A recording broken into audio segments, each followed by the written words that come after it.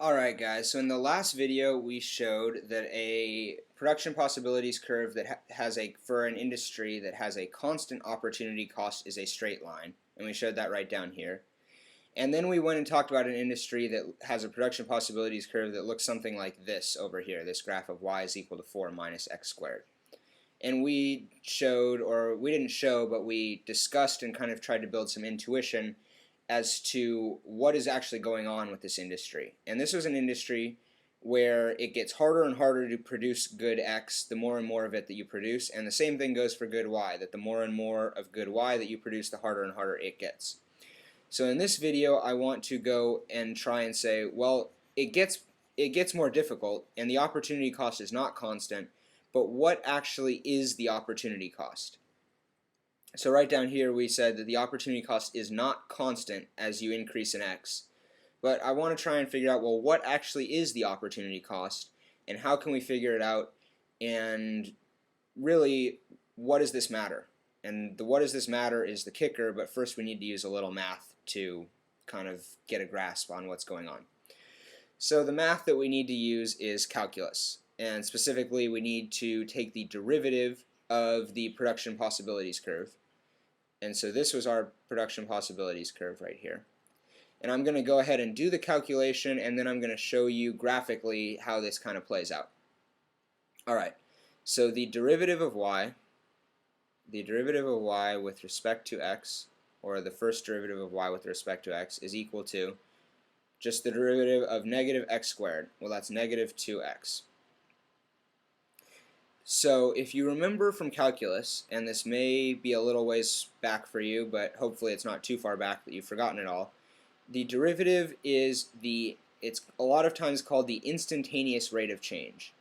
And it is also an equation for the slope of the tangent line. So I'm going to go ahead and we're going to talk about it as the slope of the tangent line. And you know what, I might actually go post some videos in here from another math class that I'm doing about derivatives and how those work. And if you would like that, please let me know. I'll go ahead and make sure to do that. Alright, so I'm just going to take as granted that you remember derivative stuff now, and if you need to go review it, that'll be a different video. So the derivative here is the slope of the tangent line at x. So we need to fill in an x here, and we can see that the slope of the tangent line is going to be different when x is different. So I'm just going to go ahead and fill in two different values for x. Alright, so we're going to have x, and then we're going to have dy dx, or the slope of the tangent line. So when x is equal to 0, well, we plug 0 into this, so it's negative 2 times 0, which is just equal to 0. And then I'm also going to choose when x is equal to 1, and you'll see why I chose these points in a second. And so when x is equal to 1, the derivative of y with respect to x is negative 2 times 1, which is negative 2. And so I chose these points because they correspond to point A up here and point B up here. At point A, x is equal to 0, and at point B, x is equal to 1. And so what this derivative is telling us is that the slope of the tangent line of this production possibilities curve at point A is 0. And that's exactly right. Point A, the slope of the tangent line is exactly 0. If I could draw it, you would see that it is exactly 0. And then at B, it is negative 2. So it's going to go over 1. We're going to increase x by 1, so that would be over to 2. And it'll go down 2, so it'll go all the way to 1, which is over here. So it'll go through this point right here. And so it's going to look something like this. That's not bad. So what I am saying, and the reason that I'm doing this derivative, is that the derivative is either exactly the opportunity cost, or it is a good approximation, depending on whether x is discrete or x is continuous. So for this example, we chose to define x discretely. So we're going to be dealing with this little note up here.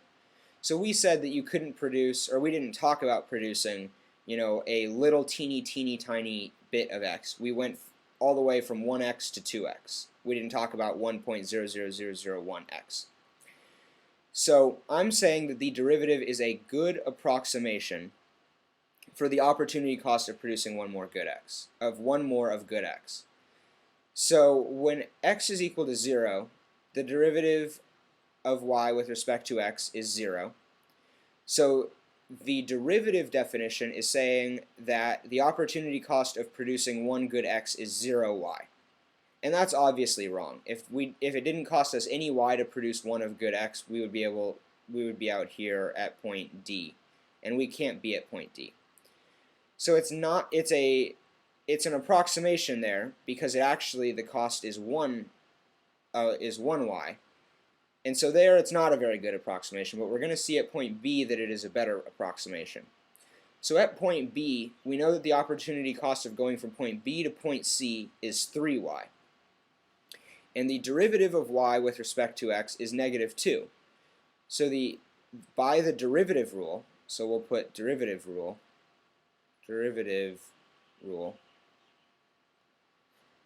the opportunity cost of first x is equal to 0y, and the opportunity cost of the second x is equal to 2y. And well, this isn't that far off. If we were to say, if we go by this rule, we would guess that we can get out to this point right here, out to point, we'll call this point E. And we can't get there either, but it's not that far off from C. And so the more and more units that you have, we only did this because I only had room to graph this out to 2. But let's say that I had done this at, on a 100 by 100 scale, and I had said y is equal to 100 minus x squared. It would have been an even better approximation. And the more and more that the larger and larger that x gets, the less and less that counting by those ones matters. And so we're going to go ahead now and talk about what happens if x is continuous, which means that you can produce, just an eensy-teensy tiny bit of a good x. So let's say, for example, that x is salt measured in tons. Well, you can produce, 1/1,000,000th of a ton of salt, and that's still okay. So I'm going to go now and try and build some graphical intuition for why why the derivative is exactly the opportunity cost of producing an infinitely small amount of good x. So let's go ahead and start at point B, and we'll go ahead and change to a blue here. So let's go ahead and say that we are at point B. And we're going to go ahead and we're going to talk about what's the opportunity cost of producing 1.00001. So getting right to this point, and we'll call this point G. So getting to point G. Well, the opportunity cost there, the amount of y that you are going to have to sacrifice, is exactly the slope of this tangent line by the definition of the derivative.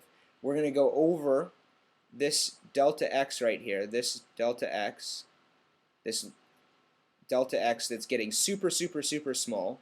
Remember, the derivative is like the limit as delta x goes to 0 of f of x plus delta x minus f of x. I'm going to run out of room, but minus f of x all over delta x. So as this delta x is getting super, super, super small, this rate of change right here is actually the exact opportunity cost of producing that little teensy tiny number or amount of x. And I think that is about all that I want to say for why the derivative of the production possibilities curve is the opportunity cost of producing an infinitely small amount of good x. There's one more thing I want to say, actually. So then, once you get to this point G, to go to point, we'll call this like point F, to go that next teensy tiny little bit, is again the derivative calculated at point G. And so you keep on calculating these derivatives all the way along, and that actually mirrors the production possibilities curve almost perfectly. As x gets infinitely small, it comes to measure it almost exactly perfectly. So if you're scratchy on your derivatives, or if it's been a while since you reviewed them, that's not going to make a bunch of sense, and I suggest that you go back and take another look at it. But if you're comfortable just going ahead and memorizing that the derivative of the purchasing power, or not of the purchasing power, of the production possibilities curve is a good approximation or is exactly the opportunity cost of increasing your production in good X, then that's all that you need to know. If you want to understand it really, really intuitively, go back and review what a derivative is. But I hope that that was clear, and if it's not, please let me know. But just remember that the derivative of the production possibilities curve when the opportunity cost is not constant is the derivative is the opportunity cost. All right. I've babbled a lot, and hopefully I haven't confused you. If I have, let me know, and I will see you in the next video.